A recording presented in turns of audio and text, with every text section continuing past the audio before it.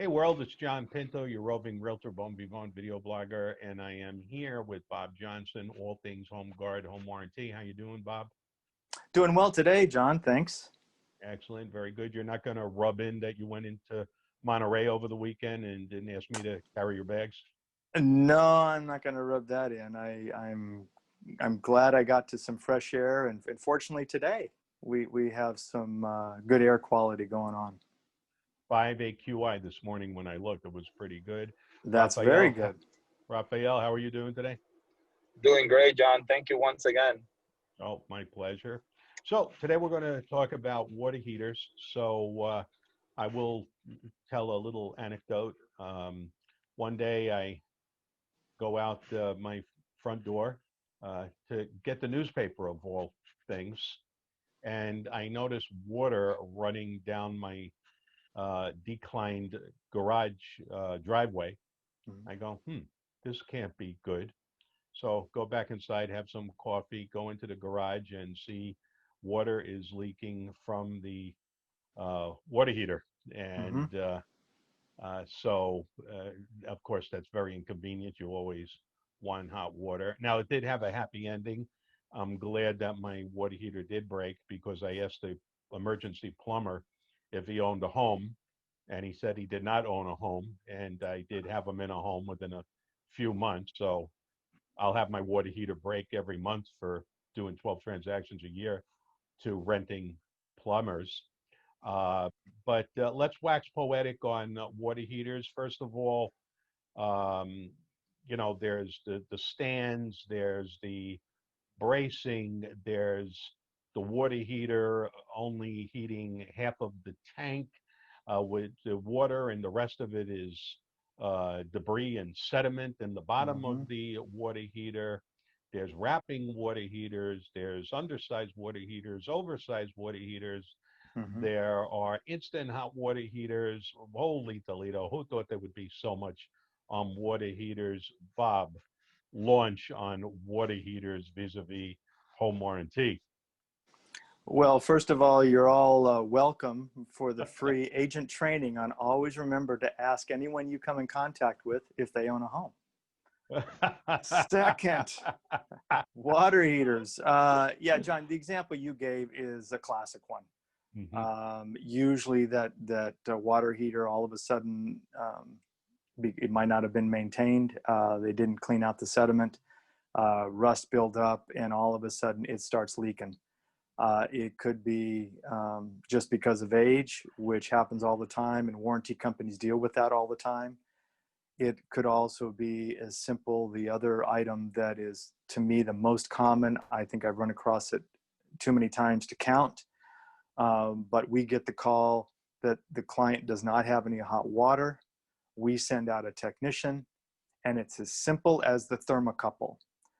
For those of you who do not know what that is, when the water heater is going to engage, I'll say, because it needs to create more hot water, the thermocouple is a safety mechanism that when the pilot light ignites to get the burners going to heat up the water, if there's any kind of safety issue, the thermocouple will not allow that to happen. And so therefore the igniter does not ignite, and therefore you don't have any more hot water. The thermocouple is an easy repair. Most technicians will have one of those on their trucks, so they're able to take care of that repair right away. Where in contrast, in John's case, where he found out that he had a leaking water heater, most technicians don't carry a water heater on their truck. They don't, because they don't know what size that water heater is on the call that they're going out on. They go out on multiple calls during the day, so they're not able to carry those large of items. Now, if we're lucky, they'll have one back at their warehouse. If we're not, we might have a little bit of a delay because they've got to order one for you. So in warranties, you'll want to have upgraded plans, because this is one of those items we've referenced in a couple of our videos that you might want to go back and look at when we've talked about replacing heaters or air conditioners. There's modifications that need to be done. And in water heaters, there was a huge law that was passed a number of years ago where water heaters have to have a certain clearance within the area they are located. So if you have one in a closet in the garage, or it could be in some of the older homes, it's inside the home, right, John? It could be in elevated in a closet. Yes. Right. And so because the EPA mandated for energy efficiency that water heaters had to operate a certain way, water heater manufacturers had to make changes to adapt to that law. So the water heaters all of a sudden became a little bit taller and a little bit wider. So if we had to replace a water heater, that water heater would not be allowed to go into the place that it was located because it would not meet the current requirement. So the homeowners now put in a tough position. They either have to move a wall, in the case of it might be a closet on the inside of the house. They might have to change from a 50 or 75 gallon water heater and go to the instant water heaters that might be located under the sinks in your home. A lot of different options now come into play. But without going down that rabbit hole too far, let's just say it's a normal out in the garage. We're going to do a replacement. In John's case, he would call a warranty company. We would send out a technician. They would find out that that water heater had a rusted out tub, and we would just authorize the replacement of that water heater. And if they had an upgraded plan, they would have additional coverage for the modification for the flues and other items that might need to take place since that water heater was originally installed. John, you mentioned strapping. That's an interesting topic because I used to live in a city where we had we bordered up against another city that was considered in the county. And they had different strapping regulations than we did. So my neighbor literally down the street had to strap his water heater different than I had to. So those changes are something that the technician will be up on, but the warranty company has coverage for that in our upgraded plans. So you mentioned if there's a problem, it could be as simple as a flipped thermocouple. Thermocouple, I can one up you on simplicity. Here goes. I do some leasing. It's not my primary business, but I feel that if one of my clients are going to put a tenant in a property, it's better that I handle the leasing directly rather than fielding the phone call when all hell breaks loose and it's mishandled. So just recently leased a house in Almaden Valley. And I like to order Home Guard roof termite home inspections on them and put a home warranty on it. So that way, when the owner moves out, we have everything settled.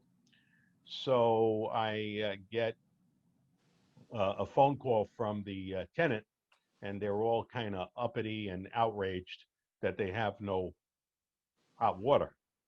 So what? So my client sends a buddy of his that's a neighbor over to the property, and it turns out that one of the three kids from the new tenant was playing in the garage and turned the hot water heater off. How do you like that? You gotta like those simple things. You gotta like those simple ones. We just couldn't figure out. We just had that all tested. How could it not be working? Right. So let's go down yet again another rabbit hole. You know, with gas water heaters, which are typical, you know, they're strapped for a reason. In the event that there's an earthquake, they don't want them tipping over and starting a gas explosion. Right. And of course, when I'm looking at water heaters for clients and I see a 30 or 40 gallon water heater, I'm wondering, can we fit a 50 gallon water heater in here? You know, I don't think a 75 gallon is necessary. But recently, I've seen more and more of my clients, my sellers, have the electric instant hot water heaters, which are a small unit. usually attached to a wall. I don't know how this intersects with home warranty and coverage, but you certainly could give us some perspective on perhaps how instant hot water heaters that are electric versus big 50-gallon gas tanks, gas water heaters,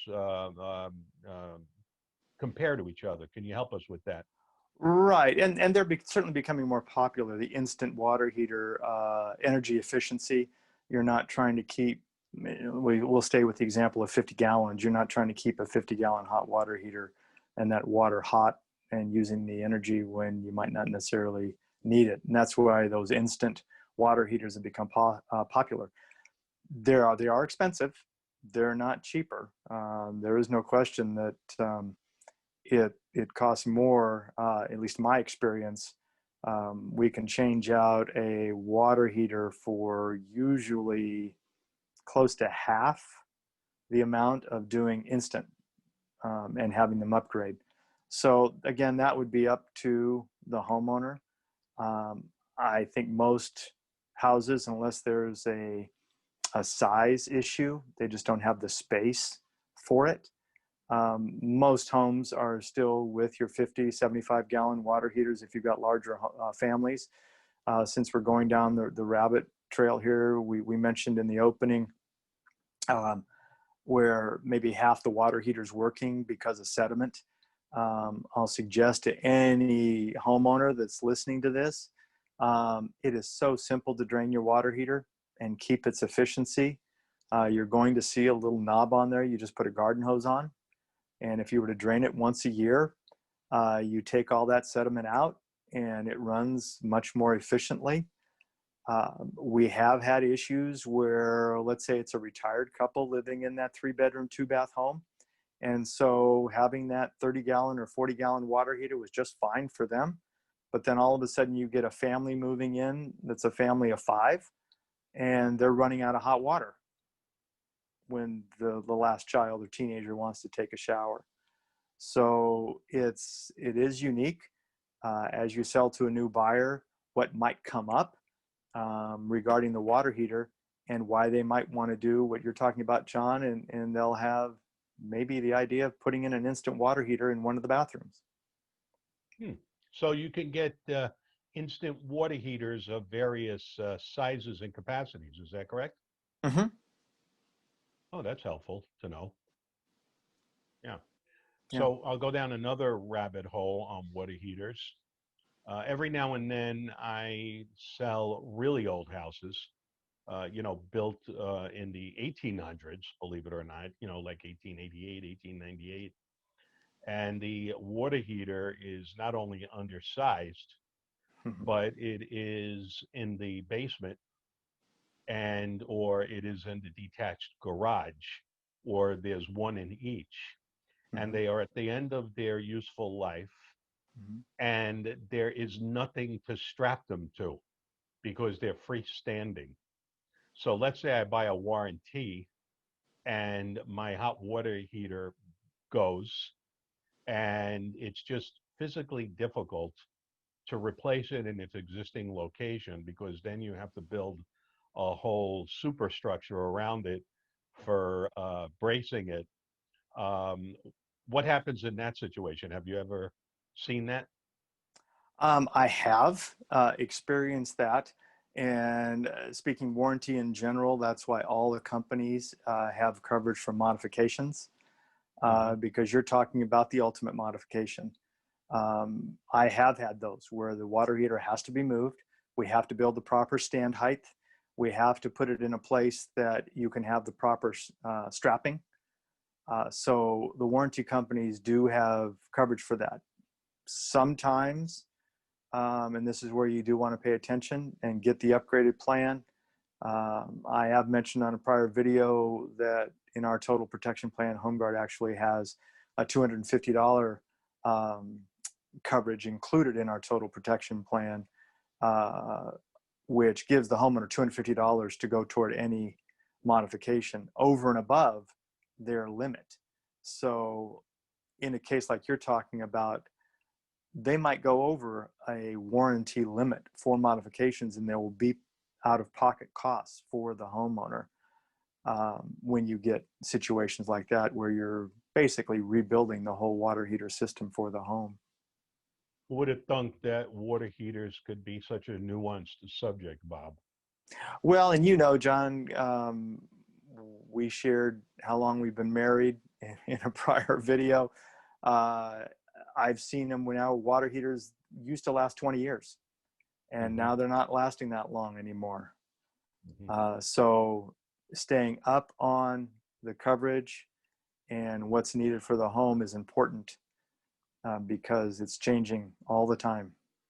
Indeed. And you did mention you've been married 33 years, so obviously you got married in kindergarten. That must have been difficult. Well, I appreciate that. I appreciate that comment. That's right. Look at that wavy brown hair. It's called Grecian formula. I don't even bother anymore now. I mean, I still got hair there, but under COVID-19, I just take my electric shaver, set it on 3 for the sides and 7 for the top. I have a little modified mohawk, and I call it a day. There you go. There you go. Well, I attribute it all to my wife. I attribute it all to her. Oh, there you go. She's a good one to live with. And Raphael, I could see that obviously you're going to the same barber that I'm going to. I'm a frequent at the barber shop. I'm there every 2 weeks. Every 2 weeks. Yes. Yeah. When COVID hit was a little bit of a strain for me, but we're in it now.